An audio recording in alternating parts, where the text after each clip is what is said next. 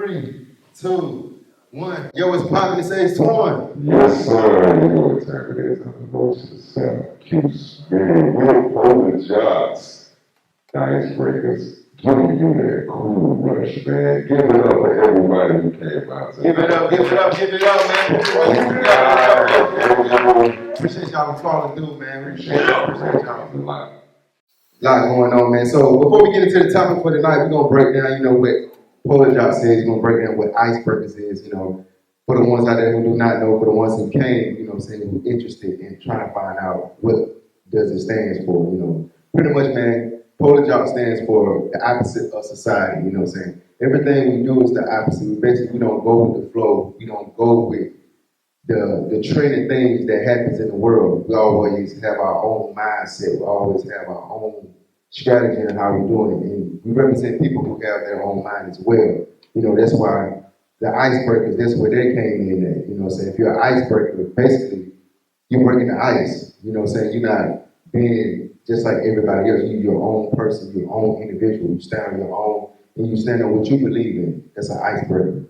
What you got, bro? Yeah, man, my boy Ace Twan went straight into business, man.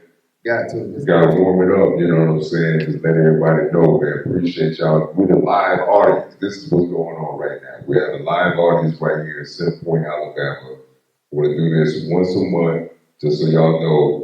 That way we can be able to build and grow, so y'all can see how we dominate the city of Birmingham as well as the South, the Northeast, the Midwest, and the West Coast, man. Nobody doing it better than Polar Joqs, man. I'm the West of the South, Q Smitty, my boy Ace Twan. We've been doing this since 2018, meaning that we started this before podcast. Yeah, see, man, it's been a minute. Time flies, goddamn. And that's the thing. Pandemic went through all that shit, man. Before the pandemic, we just, came together. Ace, even young, was like, yo, bro, like, I got an idea, like, maybe we should come together and do something where it's going to be different from what everybody else is doing. Like, we have, like, a talk show, where people can hear what young black men have to say that's not the norm, the opposite of what everybody else is doing out here, you know what I'm saying? So, once we did that, we came together, started going to different venues. Shout out to some of the audience crew members out here. Shout out to Peter Parker.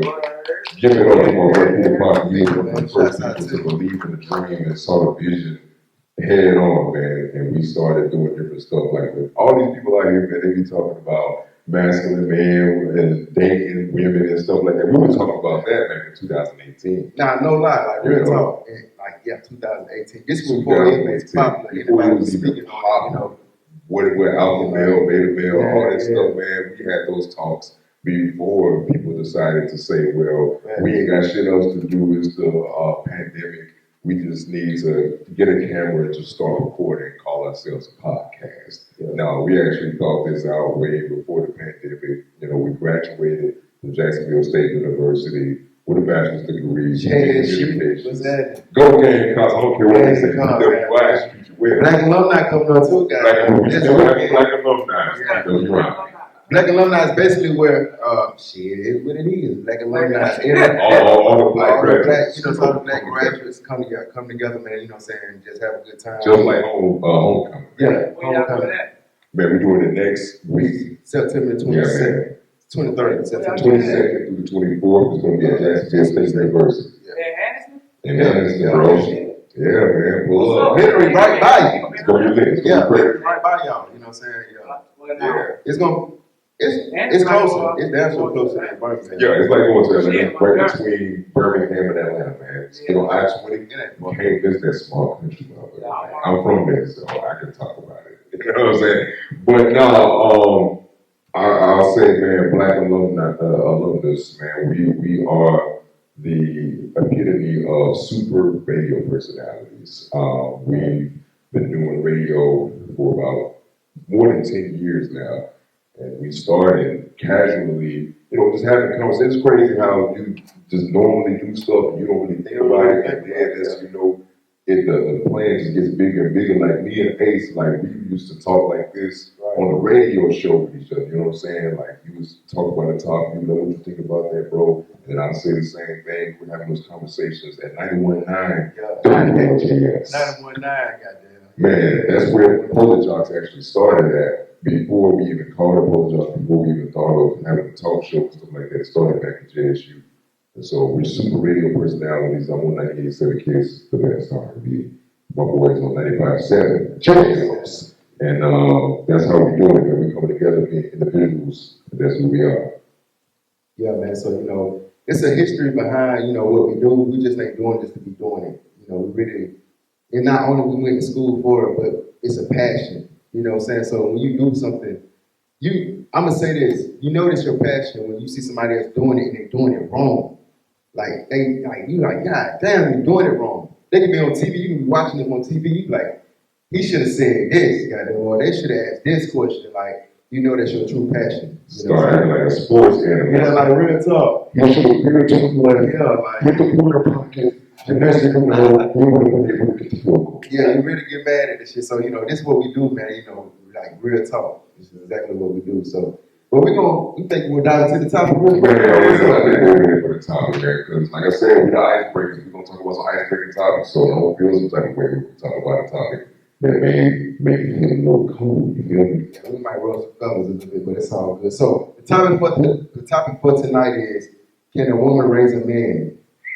Can a woman raise a man? When the lady say, you can't raise a man. Good question.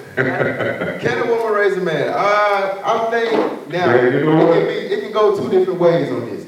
Now, if you say can a woman raise a man, you can say that as a child. Can a woman raise a child like a child up to a man? Or you can say can a woman raise a man as like teaching him he already grown. Right. So it goes two ways, man. It can be either a woman raise a child up to a man, or a man or a woman to raise a man that's already a man, but basically put him on game and show him how to hustle. You just took some words out of my mouth. Cause a queen. I think a lot of women say a woman can't raise a man, but that's probably from their perspective, because I wholeheartedly believe that a queen can raise a young king with the understanding and the knowledge. A lot of the times, it's the information that you give an individual. It's not like, I'm going to make you tough. Only life can do that, right? And experiences can do that. But if you don't have the information to carry on any experience to make it through, then you're not going to learn anyway, whether you got both your parents or you got but one of them, or either one of them. So look at 50 Cent. His mom raised him, right? Look at all these single women that raise these men to go to the NFL and the NBA and the NBL and to go to college. So I don't get that myth where they say a woman can't raise a man. Like, that's a lie, because it's a woman that can say, hey, don't talk to women like that. Hey, pull your pants up. Hey, let me tie this tie. That's just for lazy women who don't want to take the time to be a parent. I'm just not going to put it on women either, because men can raise kids and not, a man can't teach a man to be a man if he's not a man. Because if you're suck in the streets, then your tangible, not tangible, let me take that word back. Just your mannerisms he's gonna see that, he's not gonna know his dad is not a stand-up guy, but his mannerisms, he's gonna do what his dad do. And if his dad is weak and is a sucker, then he's gonna do sucker shit like his daddy. That don't mean that a man is not raising a man, he's just raising a sucker. So it depends on who you're talking to from perspective. I was raised by a single mother, parent, but I had knuckleheads around me to where I can pull from, that I know my mom trying to raise me to be a square, but behind my mom's back, my uncle teaching me stuff, or I'm just picking up my granddad doing stuff with my grandma, or I see my granddad talking to his daughters a certain way. So it's like, I don't know, man. It's really depending on, to me, who's saying that. So I said, the first we're speaking on, can a woman raise a man as a child first? We're going to speak on that. Okay, said it first. And then we'll go into, can a woman raise a grown man? basically. But speak on the child situation. Well, of course, she can do the best she can, but at the end of the day, she's not a man. So it's like, it's only so much she can do, you know what I'm saying? Because, can a man raise a woman? A little girl? It's the same thing. You know what I mean? But, yeah, my mama raised me, but like you said, I had other examples around me, like my dad, but he went in the house with me. I had uncles, cousins, like friends with daddies, and saw them examples, and I guess I just took them on as I kind of embarked on my journey. Now, so would you, I say from your standpoint, do you prefer a child who raised as a square, or he has some type of experience in the streets, or what around the edges? That's a great question because either way, they're gonna get exposed. So it's like, do you want to go and expose them or let the world do it? You know what I mean? Because it's like think about it. Because the way the society set up is they have the rappers. Every kid want to be like the trending rapper. And they want to listen to their music, and what their music do is it computerize their mind and have them doing things that their parents didn't teach them. You feel me? So it's like it's kind of give and take. So it's kind of like, damn if you do, damn if you don't. If they go to Parker, we normally Hensley, I ain't mad at that because their instincts is gonna have them survive. You know what I'm saying? They gonna learn how to save some money. They gonna learn how to dress. They gonna have some hands. You know what I'm saying? They gonna be way more mature than I guess you would say a square when it comes to being greedy. You know what I'm saying? And I see that just by mentoring these kids that kids in the inner city like Birmingham have an advantage over kids who grew up in the country like a Pratt City or a Prattville or Alabasta or Calera or Columbiana. So it's squares that went to Park and made a 4.0, but they got more wittiness than a kid who went to, let's say, a Vestavia and made a 4.0. You see what I'm saying? So it go back to preference. Now, what he said, do you want to expose them or do you want to let the world expose them? You feel me? Like, I would much rather a single woman say, hey, go walk to the store and see what it's like somebody try to take your money. Or don't, like, I'm not going to promote my kid to be a bully, but I'm not going to tell my kid to run and tell somebody hit you. Like, nah, square up.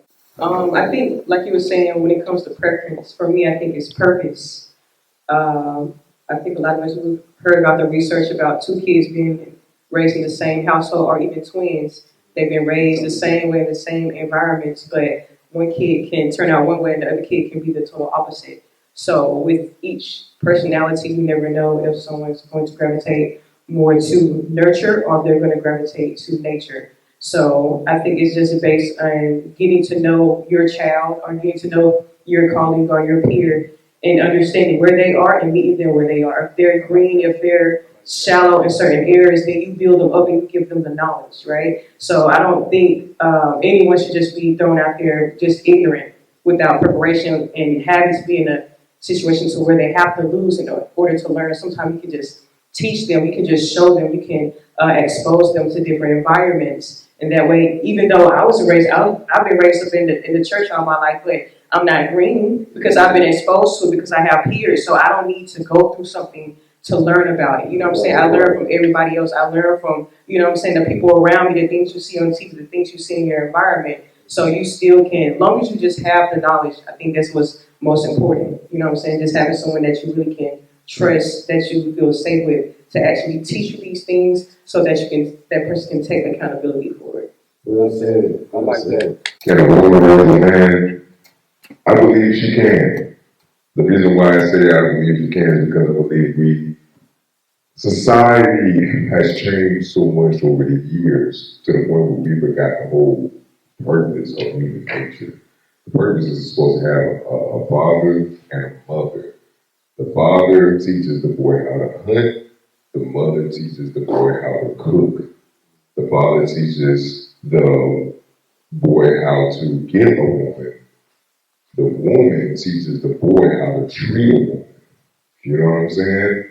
And so growing up, my mother, she made sure to teach me a lot of things that you wouldn't expect a woman to teach you if you basically had a father in the household, and I have a father in the household. So I took moment in my high school years, right? And my mother would teach me different ingredients and teach me how to cook, teach me how to do this, that, and the third, how to clean, and all that stuff like that, right?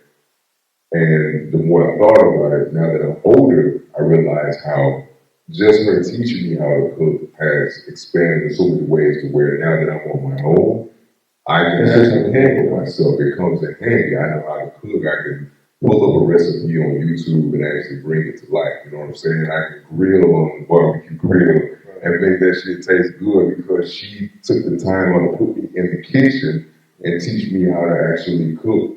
And my father taught me how to survive. He taught me, different things as far as, how to be a man, how to organize everything, in your house, how to make sure you keep your car clean, make sure that you have a job, make sure that you do what you got to do to where you don't be put in a position where you end up in poverty. You know what I'm saying? Like, he taught me that.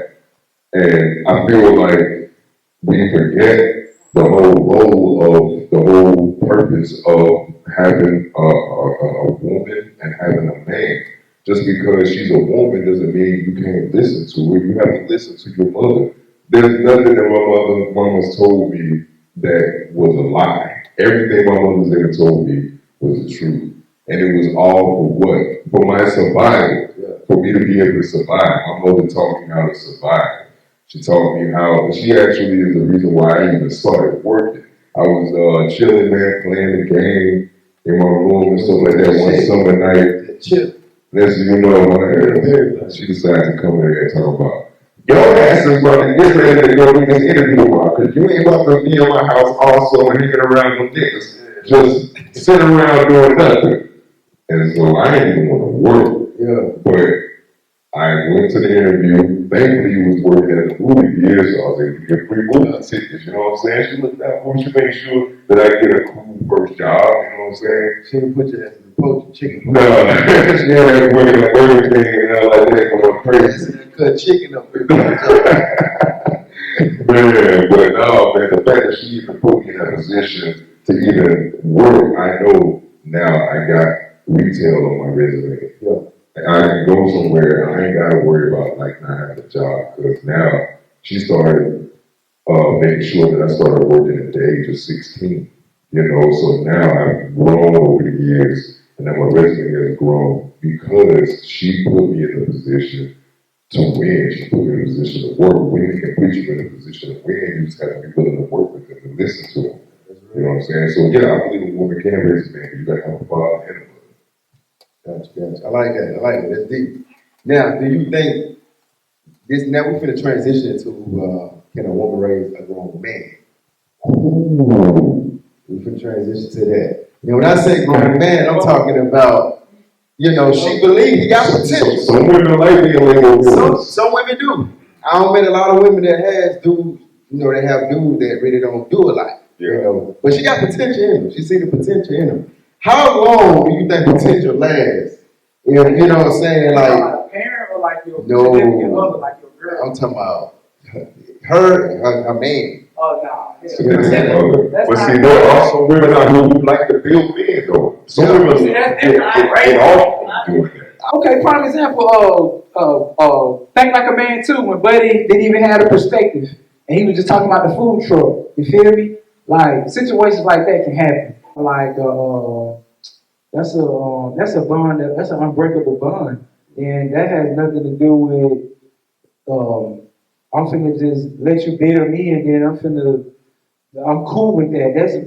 You building me so we can be together forever. Because men do that to women all the time. How many rich men got bomb chicks, you know what I'm saying? Right. And then he put them on and then they get on and leave them for somebody that ain't doing half of what the man did for him. Just like in Set It Off with Jada Pinkett. You feel me? Jada Pinkett was taking care of her brother, and she was a hustler up until she started robbing banks. But this dude was rich, and he saw love in somebody like Jada Pinkett. You see what I'm saying? But you know what? I think when a woman builds a man, it's a selfish trait that could end up going bad. The reason why I say that is because That's a dice roll with everybody. it's definitely a nice roll, it's a gamble, but it's like, well, how would you put yourself in a position where, okay, you build this man, right? He gets to the point where he's this knight in shining armor that you expected him to become because you helped him. Now that he's in that position, his perspective may change. He may not even see you as the woman that he wants to be with on this level. So now he can end up going off, with another woman or something like that. Or it could be a situation where, like, shoot, I mean, yeah, you helped me become this person, but I don't owe you. So now, like, he's looking at you in a position where it's like, you don't matter, you don't mean nothing, you know what I'm saying? But even for women too, vice versa, it's not just about men. That's just selfish. And then that's why you gotta be careful and not rush into them type of relationships where you feel obligated to build somebody. But see, building a man is selfish though. You know? I mean, either way it goes. If I know I don't want to be with you and I'm allowing you and I'm taking your money or I'm taking your resources to make me a better person to go be with somebody else, ain't no good gonna come to you. You know what I'm saying? And that ain't cool. So any man or male or female that does that ain't cool. But if it's something to where it's just like, I'm rocking with you, shorty, as long as I see you trying, I'm gonna help you. Like I'm gonna be your backbone. But the minute that I see you stop trying to stop caring about yourself, then I know at some point you're gonna stop caring about me if you ever did. So I gotta be, or the giver has to be more conscience to see that, okay, if he treat himself like this, how is he gonna treat me regardless of what I give him or how I build him? Because some people are not in a position to be built. Some people just want to be in that situation to where somebody take care of for the rest of their life. So I don't know, that's on you. If you're not wise enough to know that what you got going on now and in 10 years and 20 years, if you don't see that person being with you, then that's not an investment. That's a bill and that's a liability. You know what I'm saying? If I can't see myself being with you in 10 to 20 years, I don't care if you got everything together now or if you ain't got nothing. I'm not even going to waste my time with you. You feel me? So people just be want to be with people, man. A lot of times it's really a trauma response within the world. A lot of people, we have that void and we're just trying to fill it. We try to fill it by being codependent. We feel valuable when we have something to offer. We have something to give to level them up. So honestly, it is selfish, even though they can be like, oh, I'm doing this for you. No, you're doing it for yourself. I didn't ask you to level me up. I'm comfortable with not having a job. I'm comfortable with not growing. I'm comfortable with being complacent. I'm comfortable without getting no money. You want me to be in this place. You know what I'm saying? Right. So we really have to do the internal work and understand that's not our job. You can love someone. You should pour into the person that you love, and you should have something to offer. But don't give your all, because at the end of the day, it is a risk. And if we look at the world in today's society, how often are you going to really build somebody up and they're going to stay with you? It's a very, very small percentage that's going to actually happen. So you have to understand and really be conscious of the thought of, okay, I'm doing this, but I'm doing this because I want to do this. This person don't owe me anything. And even if I do put them on and give them the knowledge and they level up, they do not have to be with me if they don't want to.